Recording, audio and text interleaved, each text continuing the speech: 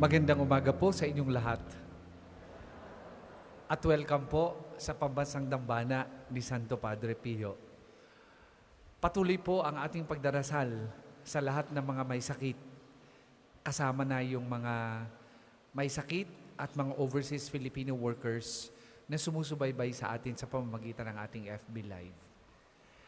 Atin din pong isama sa ating panalangin ang lahat ng kumukuha ng bar exam. Ngayong sila'y nasa ikalawang araw ng pagsusulit ng medyo mabigat na exam na ito. Pagdasal natin silang lahat, isama natin sa ating panalangin. Ganon din po yung ating mga personal na intensyon at mga intensyon na nagpamisa ngayong umagang ito. Sama-sama tayong magpuri at magpasalamat sa Diyos. Simulan natin ang pagdiriwang sa ngalan ng Ama at ng Anak at ng Espiritu Santo. Amen. Sumainyo ang Panginoon. At sumainyo rin. Mga kapatid, atin muna pong pagsisihan ang ating mga nagawang pagkukulang. Humingi tayo ng awa at patawad sa Diyos sa ating mga nagawang kasalanan. Inaamin ko Sa makapangyarihan Diyos at sa inyo mga kapatid, na lubha akong nagkasala sa isip, sa salita at sa gawa, at sa aking pagkukulang. Kaya isinasamo ko sa mahal na Berheng Maria, sa lahat ng mga anghel at mga banal, at sa inyo mga kapatid, na ako'y panalangin sa Panginoong ating Diyos. Kaawaan tayo na makapangyarihang Diyos, patawarin tayo sa ating mga kasalanan at patnubayan tayo sa buhay na walang hanggan. Amen.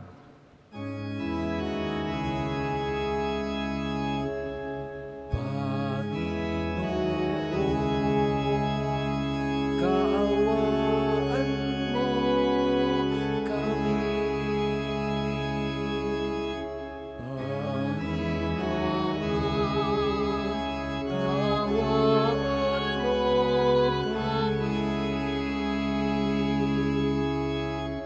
Kristo, kaawaan mo kami. Kristo, kaawaan mo kami.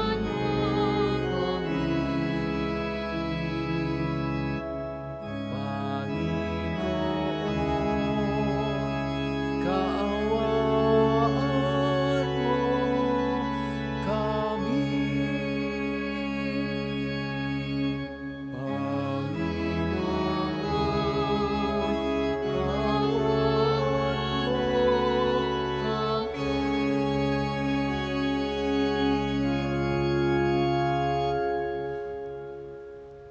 Manalangin tayo. Ama naming makapangyarihan, kaming mga tinubos mo at kinupkop, ay tunghayan mo ngayon sa iyong kagandahang loob, upang sa pagsampalataya sa anak mong si Kristo, makamta ng kalayaan at pamana sa piling mo, sa pamamagitan niya kasama ng Espiritu Santo, magpasawalang hanggan. Amen. Magsiupo po ang lahat. Pagbasa mula sa unang sulat ni Apostol San Pablo sa mga taga-Korinto. Mga kapatid, tungkol naman sa walang asawa, wala akong maibibigay na utos mula sa Panginoon. Ngunit bilang isang taong mapagkakatiwalaan dahil sa habag sa akin ng Panginoon, magbibigay ako ng aking kuro-kuro. Dahil sa matinding kahirapan sa kasalukuyan, inaakala kong mabuti pa sa isang tao ang manatili sa kanyang kalagayan. Ikaw ba'y may asawa na? Huwag kang makipaghiwalay. Wala ka pa bang asawa? Huwag mong hangaring magkaasawa.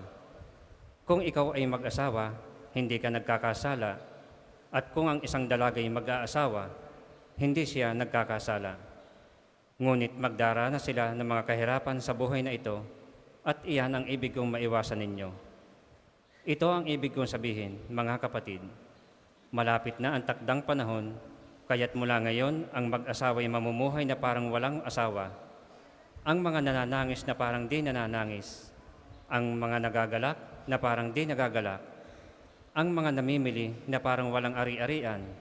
at ang mga nagtatamasa sa sanlibutan ito na parang di nila alintana, sapagkat ang lahat ng bagay sa daigdig na ito'y mapaparam. Ang salita ng Diyos. Salamat sa Diyos. Ang tugon po sa salmo, o kabiyak ng hari namin, ang payo ko'y ulinigin. O kabiyak ng hari namin, ang payo ko'y ulinigin. O kabiyak nitong hari, ang payo ko'y ulinigin. Ang lahat mong kamag-anak at ang madla ay limutin. Sa taglay mong kagandahan, ang hari ang paibigin. Siya'y iyong Panginoon, marapat na iyong sundin.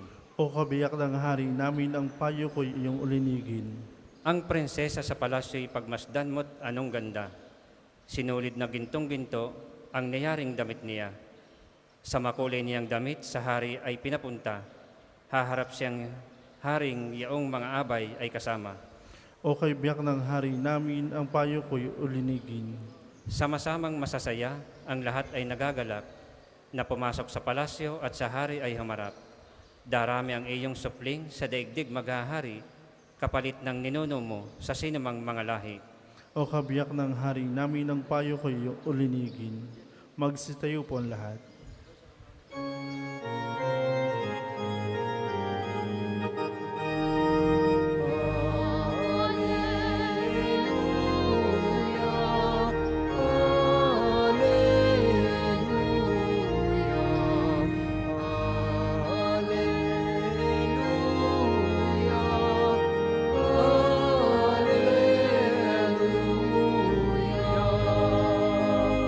Inilang tayo ni Kristo upang mamungang totoo bilang mabubuting tao.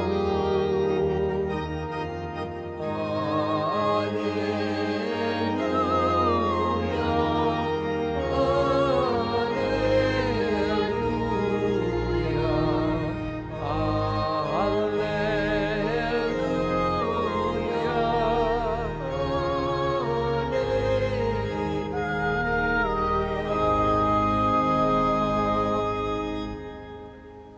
Sumainyo ang Panginoon. At sumainyo rin.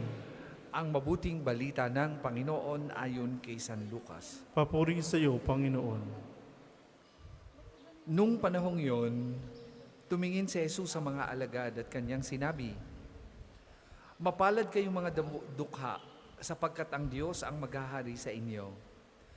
Mapalad kayong mga nagugutom ngayon, sapagkat kayo'y bubusugin. Mapalad kayong mga tumatangis ngayon, sapagkat kayo'y magagalak. Mapalad kayo kung dahil sa anak ng tao kayo'y kinapopootan, ipinagtatabuyan at inaalirmura ng mga tao, at pati ang inyong pangalan ay kinasusuklaman. Magala kayo at lumukso sa tuwa kung ito'y mangyari, sapagkat malaki ang inyong gantimpala sa langit. Gayon din ang ginawa ng kanilang mga ninuno sa mga propeta. Ngunit sa aba ninyong mayayaman ngayon, sapagkat nagtamasa na kayo ng kaginhawahan. Sa aba ninyong mga busog ngayon, sapagkat kayo'y magugutom. Sa aba ninyong nagsisitawa ngayon, sapagkat kayo'y nagdadalamhati at nagsisitangis. Sa aba ninyo kung kayo'y pinupuri ng lahat ng tao, sapagkat gayon din ang ginawa ng kanilang mga ninuno sa mga bulaang propeta." Mga kapatid, ang mabuting balita ng Panginoon. Pinupuri ka namin, Panginoong Jesucristo.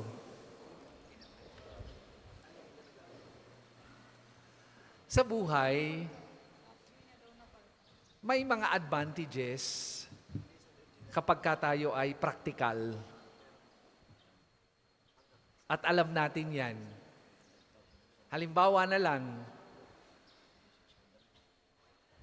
dahil sa taas ng gasolina,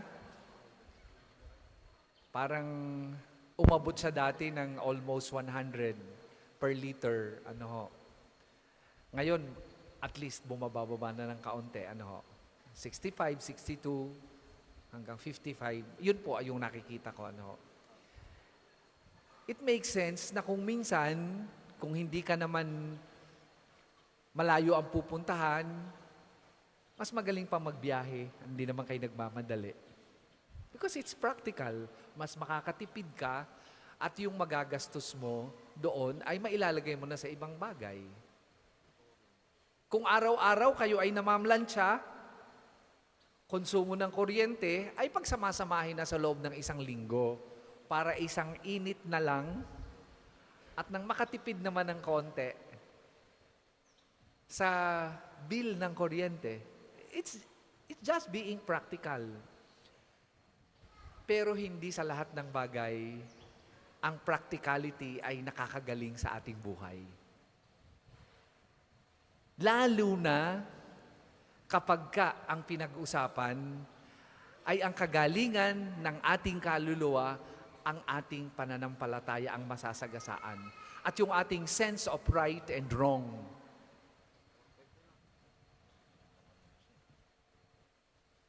Kung minsan nakakapag-isip, dahil naging bahagi ito ng ating sistema, ang pagiging praktikal, pati sa mga bagay na may kinalaman sa pananampalataya at kagalingan ng buong sambayanan, ginagawa natin ito at the expense of truth,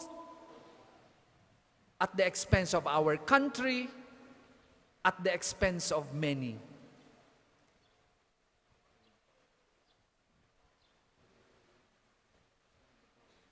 Ayokong magbanggit ng specific context. Ano ho? Baka ma-misquote tayo at sabihin, ay, ang pare, nadaw-daw sa politika. Huwag na lang yung ganyang bagay. Ano ho? Yun na lang, halimbawa, naipit kayo sa dalawang boss ninyo. Yung isa, gumagawa ng mali. Yung isa, alam yung nasa tuwid. Ngayon, may pinapipirmahan sa inyong dokumento na alam nyong maling-mali. Sumabit ngayon yung nagpapirma sa inyo. Nagkaroon ng investigasyon. Hindi kayo makapagsabi ng totoo because you want to be practical. Sapagkat pwedeng makakost yun ng inyong trabaho na pinagkikitaan ninyo para isuporta sa inyong pamilya. Diba? Na may implication sa inyong bulsa. Kasi yung pagsasabi ninyo ng totoo ay maaaring makawalan kayo ng trabaho at meron ding implikasyon sa community sapagkat yung pagsasabi ninyo ng kasinungalingan ay pwedeng mawalan ng malaking halaga ang kaba ng bayan. But you are just trying to be practical. Saving your big boss sa isang possible crime na pwedeng magkatanggal sa kanya, and at the same time, saving your own purse. Kaya lang, may nasakripisyo. Hindi kayo nagsabi ng totoo. Nagkasala kayo. Na-displease ninyo ang marami, hindi lamang ang bayan, ang kaba ng bayan, mga nagbabayad ng tax, pati ang Diyos. At kung minsan nangyayari yan sa buhay natin bilang mananampalataya. Sa unang pagbasa, sinabi ni St. Paul, yung practicality nung panahon noon, sapagkat mahirap ang sitwasyon. Siguro ang iba ay dahil mahirap, huwag na lang akong mag-asawa. Wala pa akong hanap buhay, hindi ko kayang sustentuhan, kahit pa ramdam ninyo na ang pagtawag sa inyo ay sa buhay na yan. But because of the context, mahirap ang sitwasyon, mahirap ang magpamilya, ay di manatili na lang single. It's the same practicality that St. Paul was talking about in the gospel or in the first reading this morning. Okay maging practical,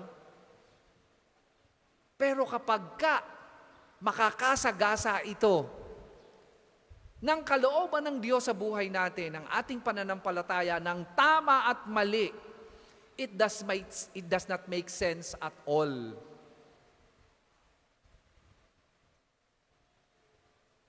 Kaya anong kailangan natin para makatupad tayo doon sa mandato natin bilang Kristiyano?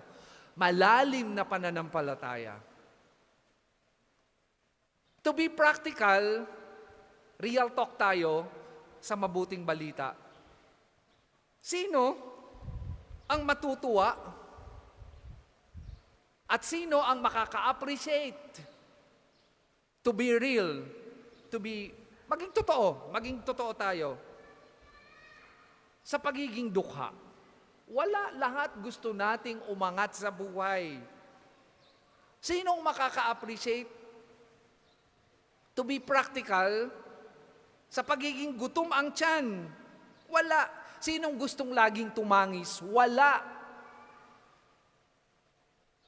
Sinong gustong kinapopuotan ng marami dahil sa pananampalataya? Wala. Kung magiging practical tayo. Pero para sa isang nananampalataya at para sa isang naniniwala sa ating Panginoong Hesus, ang mga ito ay nagkakaroon ng kabuluhan. Nagkakaroon ng meaning dahil pag ginagawa natin ito dahil sa pananampalataya, nagiging kalugod-lugod ito sa Diyos.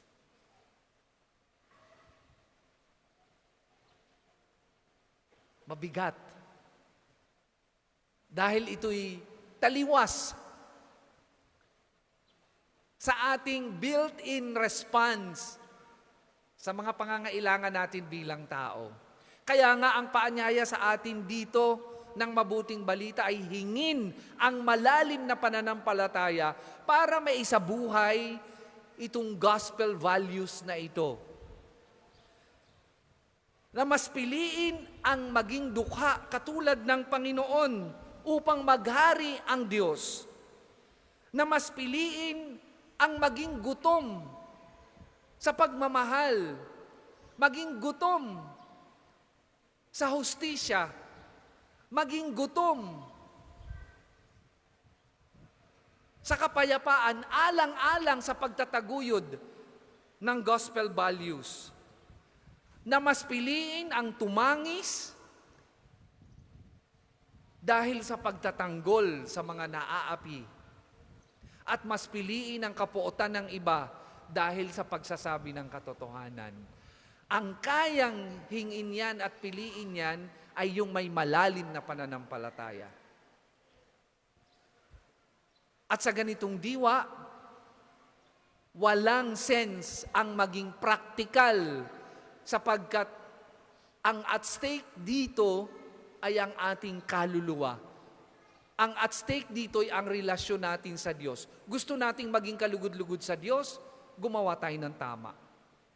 Itaguyod natin ang katotohanan. Huwag tayong mabuhay sa kasalanan at huwag tayong matakot.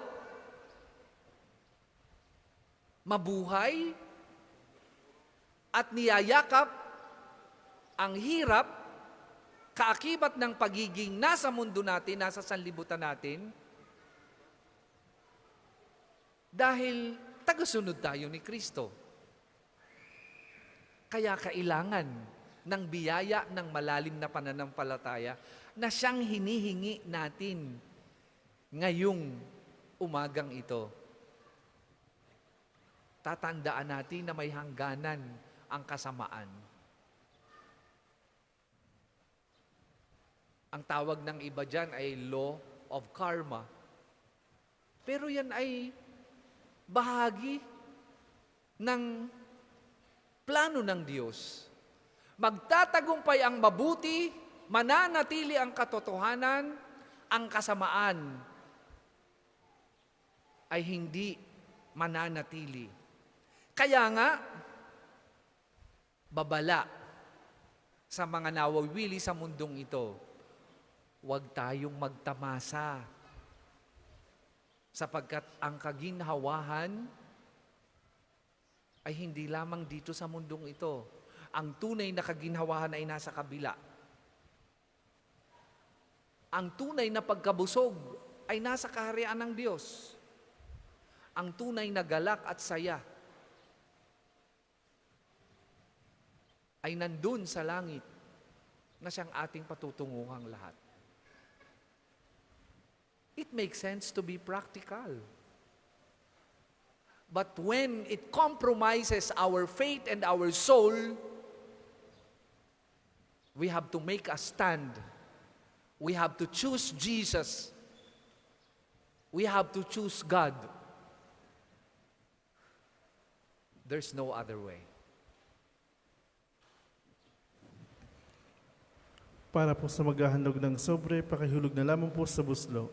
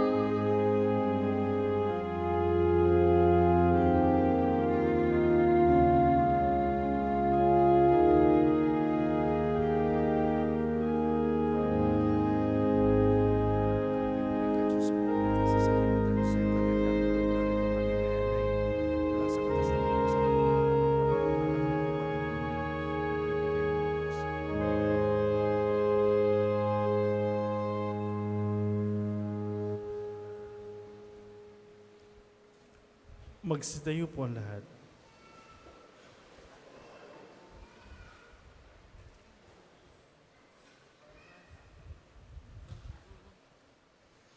Manalangin kay mga kapatid upang ang paghahain natin ay kalugdan ng Diyos amang makapangyarihan. Tanggapin nawa ng Panginoon itong paghain sa iyong mga kamay, sa kapurihan niya at karangalan sa ating kapakinabangan at sa buong sambayaniyang banal. Ama naming lumikha, ikaw ang gumagawa ng wagas na katapatan at kapayapaan. Ipagkalob mo ang iyong kadakilan ay aming handugan, ng iyong minamarapat na aming maialay at naway magkaisa kami sa pakikinabang. Sa banal ng paghahain ngayon ipinagdiriwang sa pamagitan ni Jesucristo kasama ng Espiritu Santo, magpasawalang hanggan. Amen. Sumainyo ang Panginoon. At sumainyo rin. Itaas sa Diyos ang inyong puso at diwa. Tinaas na namin sa Panginoon. Pasalamatan natin ang Panginoong ating Diyos. Marapat na siya'y pasalamatan. Ama naming makapangyarihan, tunay ngang marapat na ikaw ay aming pasalamatan. Pinagbibigyan mong ito'y aming maihayag, kahit na ito'y walang anumang maidaragdag sa kadakilaang sa iyo ay likas. Sa pagpupuri namin ang nakikinabang ay kami ring iyong pinakikiharapan sa pamagitan ng iyong anak na minamahal. Kaya kaisa ng mga anghel na nagsisiawit ng papuri sa iyo, nang walang humpay sa kalangitan, kami nagbubunyi sa iyong kadakilaan.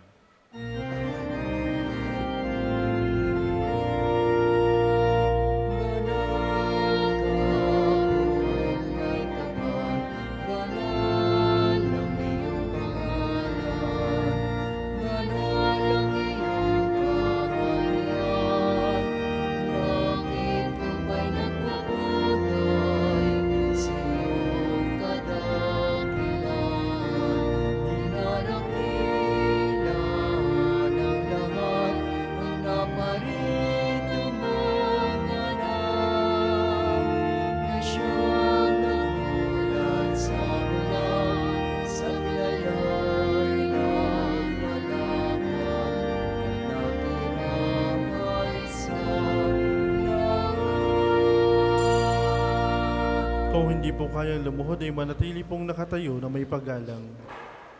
Ama naming banal, ikaw ang bukal ng tanang kabanalan, kaya't sa pamagitan ng iyong Espiritu gawin mong banal ang mga kaloob na ito, upang para sa amin maging katawan at dugo ng aming Panginoong Hesukristo. Bago niya pinagtiis ang kusang loob na maging handog, hinawakan niyang tinapay, pinasalamatan kanya. Pinaghati-hati na yon, iniabot sa kanyang mga alagad at sinabi, "Tanggapin ninyong lahat ito at kanin. Ito ang aking katawan na ihahandog para sa inyo."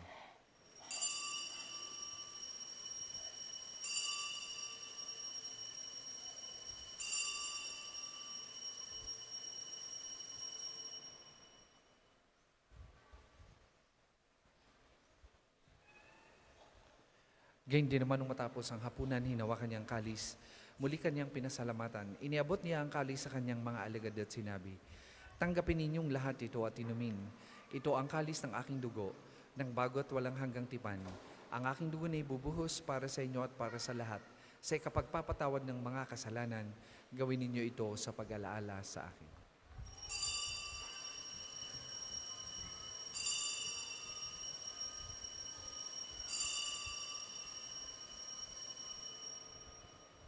Manatili po tayong nakaluhod. Ipagbunyi natin ang misteryo ng pananampalataya. Si Kristo'y namatay, si Kristo'y nabuhay, si Kristo'y babalik sa wakas ng panahon. Ama, ginagawa namin yan ang pag-alaala sa pagkamatay at muling pagkabuhay ng iyong anak. Kaya't iniaalay namin sa iyo ang tinapay na nagbibigay buhay at ang kalis na nagkakaloob ng kaligtasan. Kami nagpapasalamat dahil kami iyong minarapat na tumayo sa harap mo para maglingkod sa iyo. Sinasamo namin kami magsasalo-salo sa katawan at dugo ni Kristo ay mabuklod sa pagkakaisa sa magitan ng Espiritu Santo. Amalingapin mo yung simbahang laganap sa buong daigdig. Puspusin mo kami sa pag-ibig kay San Francisco na aming Papa at ni Gilbert na aming Obispo at ng Tanang Kaparian. Alalahanin mo rin ang mga kapatid naming nahinlay nang may pag-aasang sila'y muling mabubuhay gayon din ang lahat ng mga pumanaw. Kaawaan mo sila at patuloyin sa iyong kaliwanagan. Kaawaan mo at pagindapatin kaming lahat na makasalo sa iyong buhay na walang wakas. Kaisa ng mahal na Birheng Maria na Ina ng Diyos, ni San Jose na kanyang kalinis-linis ang esposo, kaisa ng mga apostol at ng lahat ng mga banal na namuhay dito sa daigdig ng kalugod-lugod sa iyo, may pagdiwang nawa namin ang pagpupuri sa ikararangal mo sa magitan ng iyong anak na aming Panginoong Hesukristo. Sa pamamagitan ni Kristo kasama na't sa Kanya, ang lahat ng parangal at papuri ay sa iyo. Diyos amang makapangyarihan, kasama ng Espiritu Santo, magpasawalang hanggan.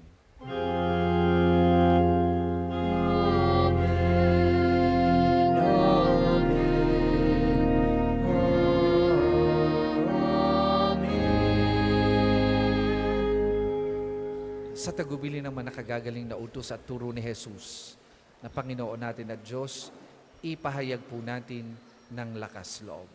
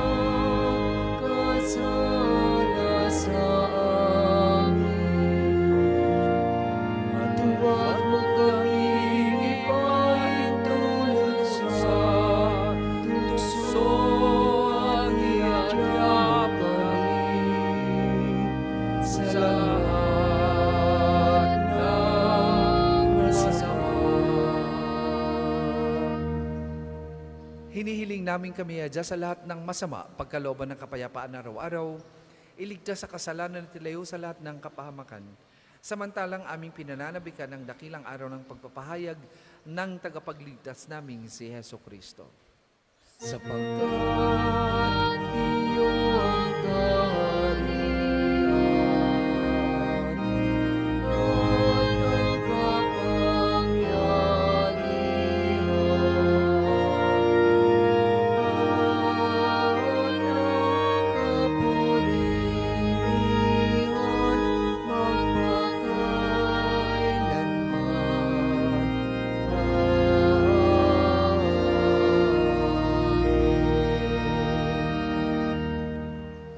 Panginoong Jesucristo, sinabi mo sa mga apostol, kapayapaan ang iniiwan ko sa inyo, ang aking kapayapaan ang ibinibigay ko sa inyo. Tunghayan mo ang aming pananampalataya at huwag ang aming mga pagkakasala. Pagkalooban mo kami ng kapayapaan at pagkakaisa ayon sa iyong kalooban, kasama ng Espiritu Santo, magpasawalang hanggan. Amen. Ang kapayapaan ng Panginoon ay lagi pong sumainyong lahat. At sumainyo rin. Magbigayan po kayo at maghangad ng kapayapaan sa isa't isa. Kordero ng Diyos na nag-aalis ng mga kasalanan ng sanlibutan, maawa ka sa amin. Kordero ng Diyos na nag-aalis ng mga kasalanan ng sanlibutan, maawa ka sa amin. Kordero ng Diyos na nag-aalis ng mga kasalanan ng sanlibutan, ipagkaloob mo sa amin ng kapayapaan. Kung hindi po kayang lumuhod, ay manatili pong nakatayo na may paggalang.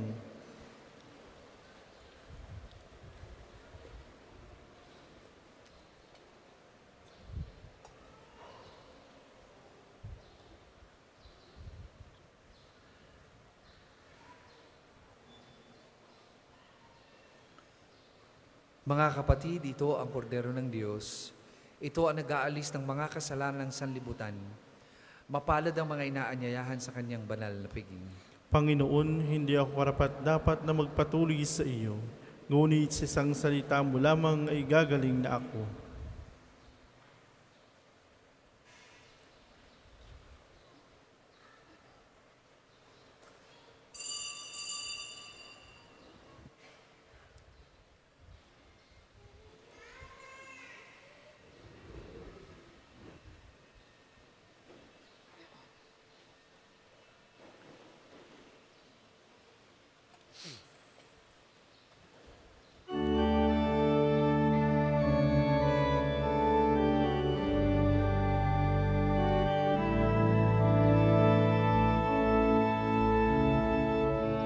Inuman sa aking mananahan din ako sa Kanya. At kung siya'y mamunga ng masagana, siya sa amay nagbigay ng karangalan. Mula ngayon, kayo'y aking kaibigan. Nangusap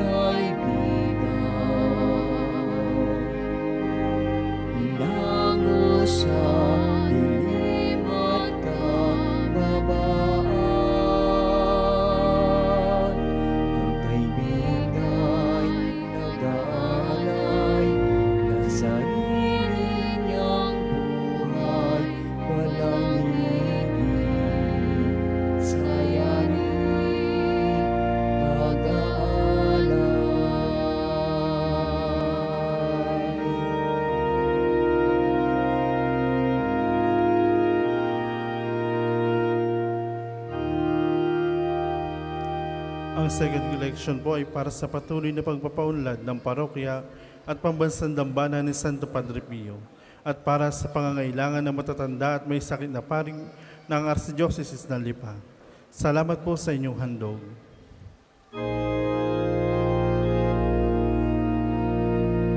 Mula ngayon, kayo'y aking kaibigan. Hinango sa dilim at kababaan. Ang kaibigan'y mag-aalay ng sarili niyang buhay, walang higit saya rin mag-aalay.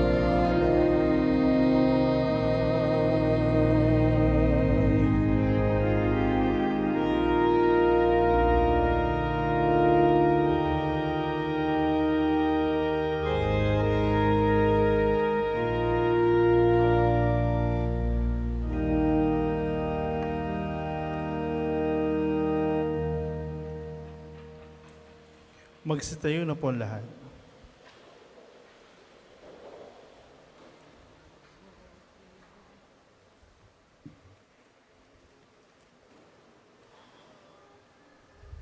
Manalangin tayo. Ama naming mapagmahal, kaming pinapagsalo mo sa iyong salita at piging na banal, ay iyong pinalalakas at iyong binubuhay. Pagindapatin mong kami makapakinabang sa buhay ng iyong anak, na para sa aming sarili niya ang alay, bilang aming tagapamagitan kasama ng Espiritu Santo, magpasawalang hanggan. Amen. Panalangin ang pagtitiwala kay Santo Padre Pio. Padre Pio, taga Petra Elcina, mongheng banal, pintakasing santo ng milenyong kasalukuyan. Gabay namin sa pagtahak sa landasing makalang, takbuhan sa pangangailangan, huwara ng pagtitiis. Sa iyo namin inilalapit aming makigipitan, sa iyo po ibinibilin kalusugan at kabuhayan.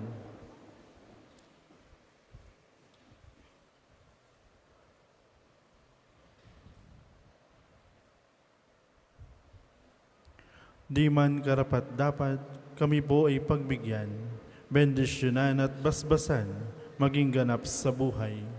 Lumayo nawa kami, umiwas sa kasalanan, lumapit lagi sa Diyos, maging matatag at matibay. Sa mabuting balita ng pagliligtas, turuan mo kami nawa, sa tuwina ay makinig, magnilay at sumampalataya. Amin pong pakiusap itong mga kahilingan, puso ay nagsisisi, nagtitikang taimtiman, di na muling magkasala, sunod lagi sa Diyos Amang, kaisa ng Espiritu at ni Jesus sa tagapamagitan. Amen. Magsiupo muna po lahat para sa ilang patalastas. Una, sa inyong pagdalaw sa pambansang dambana, mangyaring pakingatan ng inyong mga personal na gamit. Hangad namin ang isang matiwasay at maayos sa pagbisita sa National Shrine. Ikalawa, nais po namin ipagbigay alam sa inyo na ang Padre Pio Healing Bundle ay available sa ating mga tindahan. Ang langis na kasama nito ay may halo ng langis na mula sa puno ng olibo na binasbasan ni Padre Pio nung siya'y nabubuhay pa. Naway maging daan ng ating healing bundle sa pagkamit ng kagalingan mula sa Diyos. Ikatlo, bahagi ng mga gawain sa pagdiriwang ng kapestahan ni Santo Padre Pio. Tayo po ay magkakaroon ng pre-medical consultation dito sa pambansang dambana sa pangunguna ng UST Medical Alumni Association ngayong darating na September 15. Kami po ay nag-aanyaya sa mga nais magpakonsulta sa mga doktor ng FEDYA, Family Med, Surgical, OB-GYN, Derma at ENT. Ito po ay bukas sa kahit anong edad. Mangyaring magtungo sa opisina ng Pambansang Dambana upang magpalista hanggang September 13 lamang. Ikalima, sa darating na January 2025 ay susuportahan ng Pambansang Dambana ang gaganaping 129 Plenary Assembly ng Catholic Bishop Conference of the Philippines o CBCP dito sa Archdiocese ng Lipa. Bahagi ng paghahanda para sa mahalagang pagdiriwang na ito ng mga obispo ng Pilipinas, kami po ay kumakatok sa inyong mabubuting puso upang matugunan ang mga pinansyal na pangangailangan. Meron pong mga sobre na ipinamimigay ng ating mga tagapaglingkod para sa inyong mga handog na lubos nating pasasalamatan. Ang inyong tulong at panalangin ay malaking bahagi sa pagtatagumpay ng pagpupulong na ito. Maraming salamat po. Ang susunod pong misa ay sa ganap na 12 ng tanghali. Maraming salamat po at mangyaring panatilihin natin ang kalinisan, katahimikan at diwa ng pananalangin sa labat-labas ng ating simbahan. Magsitayo na po lahat para sa pagbabasbas ng religious articles. Mga kapatid, manalangin tayo sa Diyos sa mga makapangyarihan upang tayo maging kawangis ni Kristo sa taimtim na pagdalangin sa mga tulong ng mga larawan at mga dasalan. O Panginoong Diyos, Ikaw ang bukal ng lahat ng pagpapala at biyaya. Ibuhos mo ang iyong bendisyon sa mga gamit na ito sa pananalangin, mga rosaryo, imahin, dasalan na nagpapalala na iyong kabutihan, kabanal at pagmamahal sa aming lahat. Upang lahat na dumulog at magdasal gamit ang mga ito ay magtamo ng iyong awat biyaya. Lobin mong tularan ng kabanalan at aaral ng Panginoon at mga santo magpasawalang hanggan. Amen. Ama namin sumasalangit ka, sambahin ng ngalan mo. Mapas sa amin ng kaharian mo, sundin ang loob mo dito sa lupa para ng sa langit. Bigyan mo kami ngayon ng aming kakanin sa araw-araw at patawarin mo kami sa aming mga sala para ng pagpapatawad namin sa mga nagkakasala sa amin. At huwag mo kaming pahintulos tukso at iadya mo kami sa lahat ng masama. Amen. Aba, Ginoong Maria, napupuno ka ng grasya. Ang Panginoon Diyos ay sumasa iyo. Bukod kang pinagpala sa babaeng lahat at pinagpala naman ang iyong anak si Jesus. Santa Maria, Ina ng Diyos, ipanalangin mo kayong makasalanan, ngayon at kung kami mamamatay. Amen. Aba, Ginoong Maria, napupuno ka ng grasya. Ang Panginoon Diyos ay sumasa iyo. Bukod kang pinagpala sa babaeng lahat at pinagpala naman ang iyong anak si Jesus. Santa Maria, Ina ng Diyos, ipanalangin mo kayong makasalanan, ngayon at kung kami mamamatay. Amen. Luwalhati sa Ama, sa Anak, at sa Espiritu Santo, kapara nung sa unang-una ngayon, at magpakailanman, magpasawalang hanggan. Amen. Luwalhati sa Ama, sa Anak, at sa Espiritu Santo, kapara nung sa unang-una ngayon, at magpakailanman, magpasawalang hanggan. Amen.